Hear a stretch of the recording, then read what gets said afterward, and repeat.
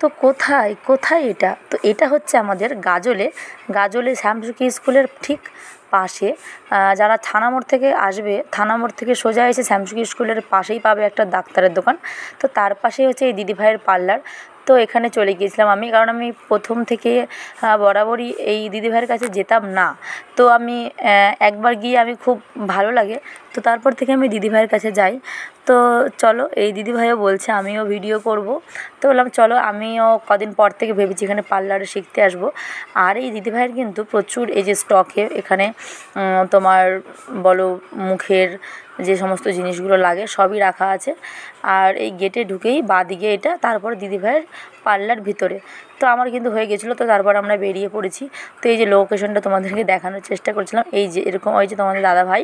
আর এইখানে এই যে ডাক্তারের দোকানটা ঠিক পাশের গলিতে, ব্ল্যাক সোয়ান বিউটি স্পা। তো এই পোস্টারটা দেখলেই বুঝতে পারবে। আর সবথেকে বড় কথা হচ্ছে ডাক্তারের দোকানের পাশে, আর এই যে এই ছবিটা দিদিভাইয়েরই গেটের পোস্টার এটা। আর ওই যে দেখা যাচ্ছে এটা হচ্ছে আমাদের থানা মোড় দিকে যাওয়ার রাস্তা। আর এইটা হচ্ছে এই রাস্তা ধরে সোজা বাস স্ট্যান্ডে যাবে। তো এই স্কুলের সঙ্গে আমার ছোটোবেলাকার অনেক স্মৃতি জড়িয়ে আছে।